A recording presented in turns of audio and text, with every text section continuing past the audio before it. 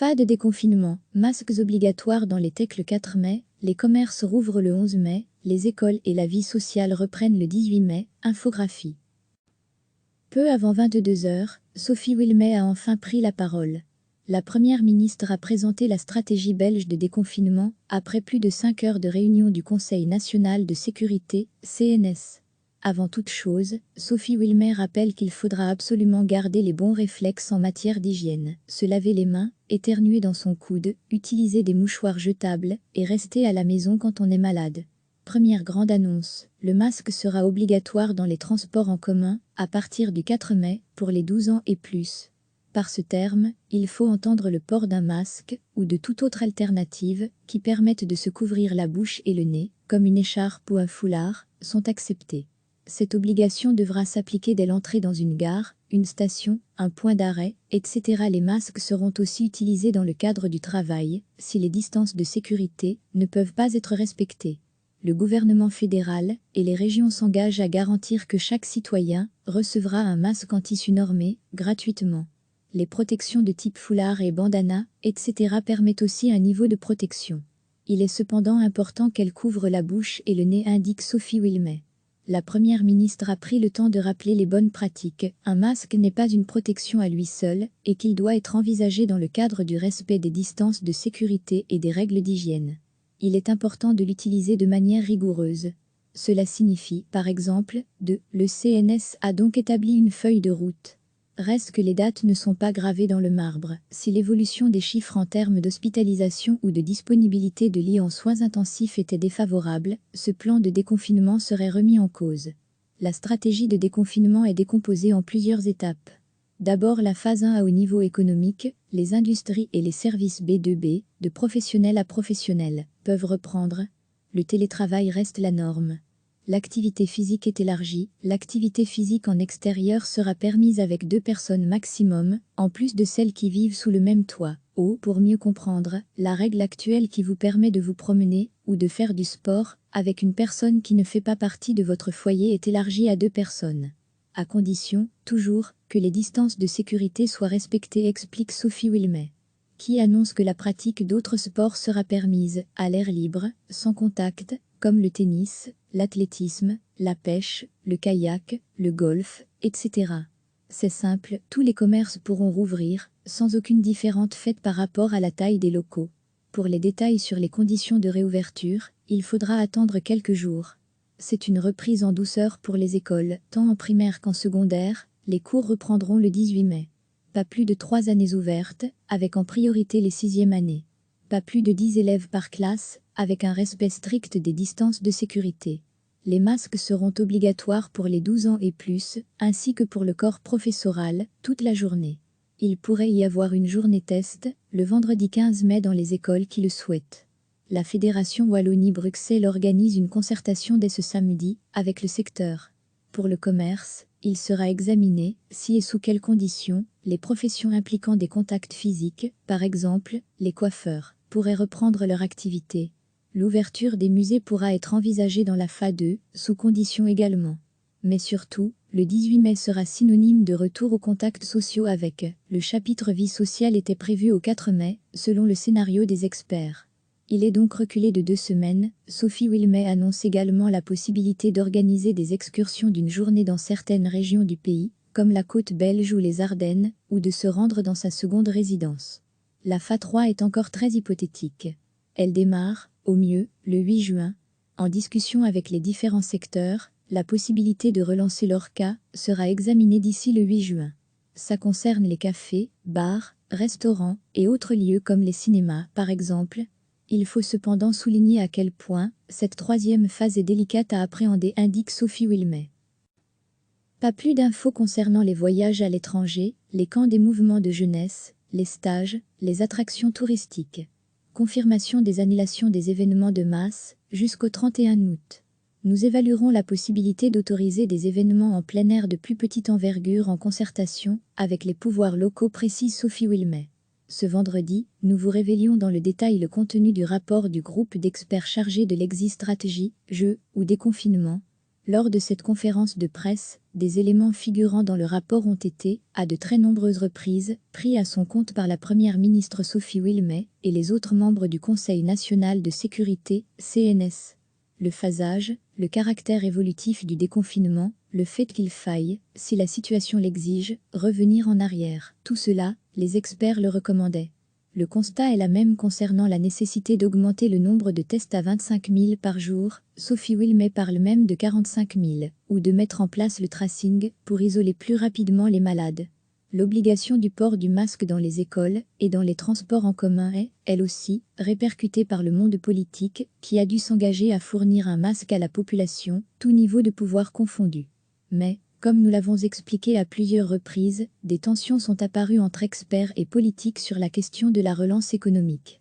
Le rapport du jeu mentionnait une réouverture des commerces de détail le 18 mai. Le CNS ne tient pas compte de cette recommandation et décide donc de rouvrir tous les commerces le 11 mai.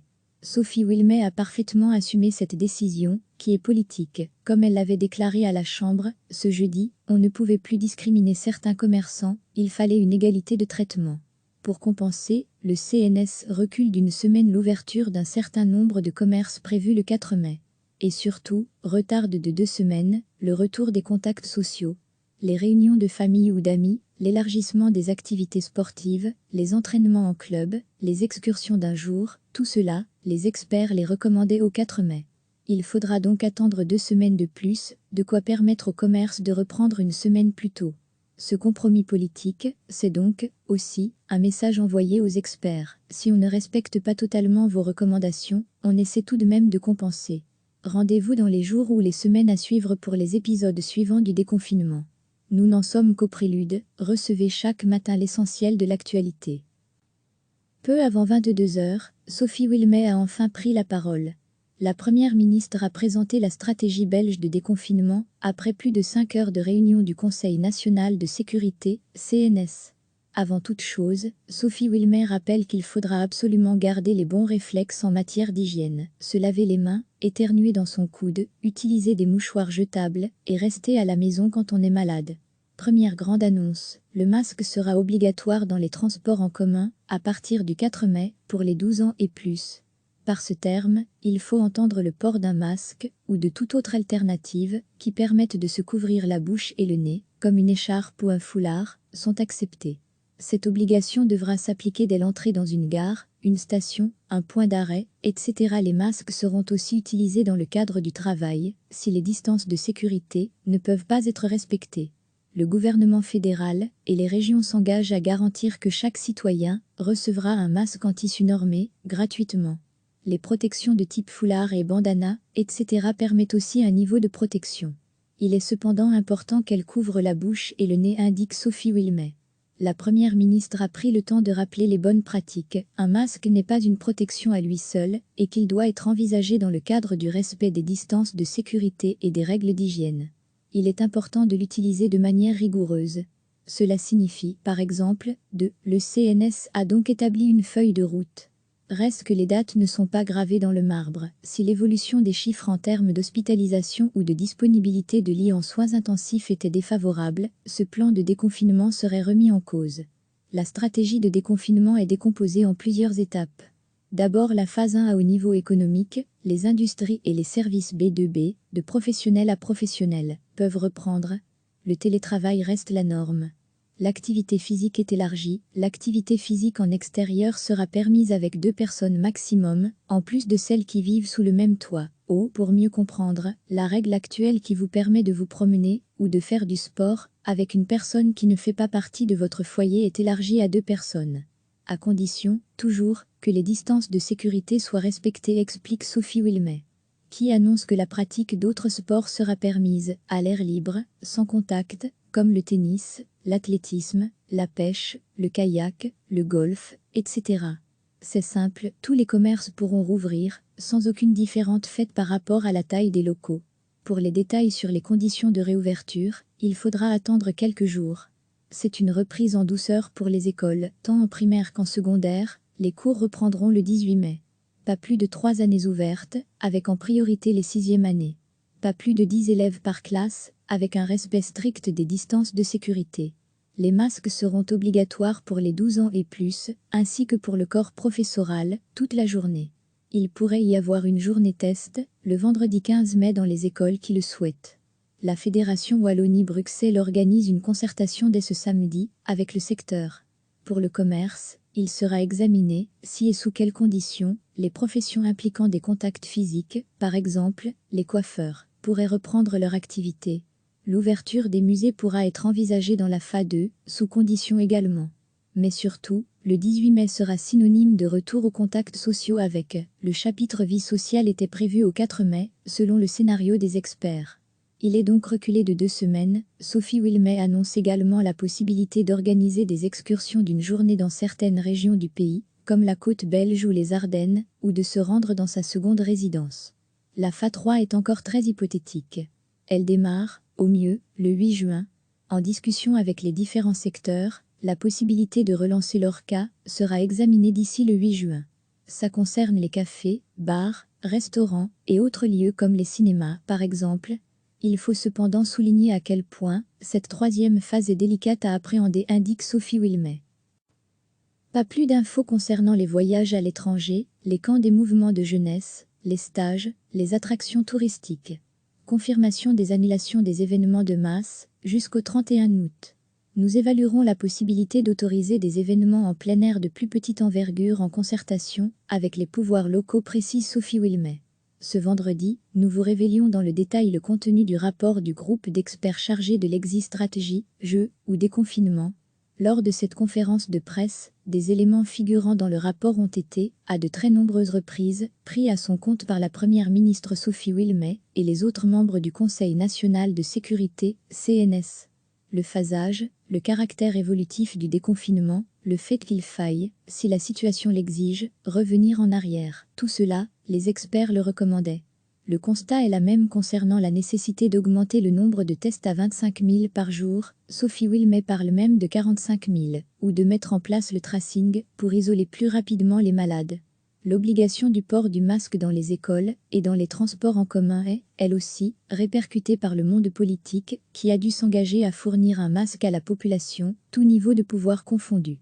Mais, comme nous l'avons expliqué à plusieurs reprises, des tensions sont apparues entre experts et politiques sur la question de la relance économique. Le rapport du jeu mentionnait une réouverture des commerces de détail le 18 mai.